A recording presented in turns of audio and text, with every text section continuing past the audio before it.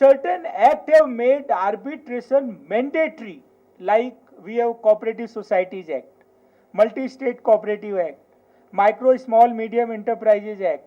There parties to the dispute cannot go to the court of law. Arbitration is a mandatory.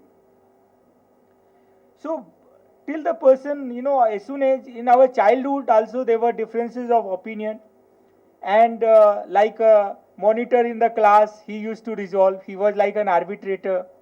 Or in a family also there are disputes, sometimes the father acts as an arbitrator or a mother acts as an arbitrator, the dispute among the brothers, sisters.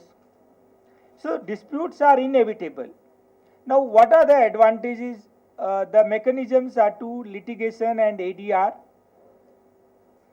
And here I have cited, the Code of Civil Procedure, Section 89, which makes it mandatory.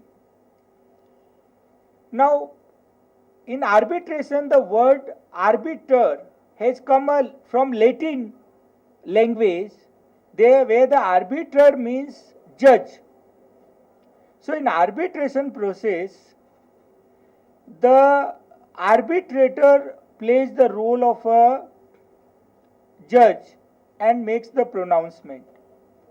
Why one should resort to arbitration process? Because this is a process which is unlimited. There are so many advantages. First of all, in an arbitration, parties to the dispute, they will decide what language the proceedings will go on, whether it will be Telugu, whether it will be English, whether it will be Japanese. Then at what place the arbitration will be conducted, whether it will be conducted in Hyderabad or Visakhapatnam. Who will be an arbitrator? There is one act known as Arbitration and Conciliation Act 1996. And this is a very small act which has 86 sections and there is no rules. In Arbitration Act, there is no regulator because the parties to the disputes, they are regulators.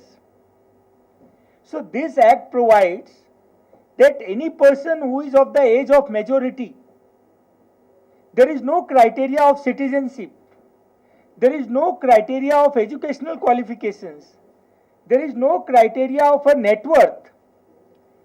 So speaking legally and theoretically, even a beggar on a street can be an arbitrator.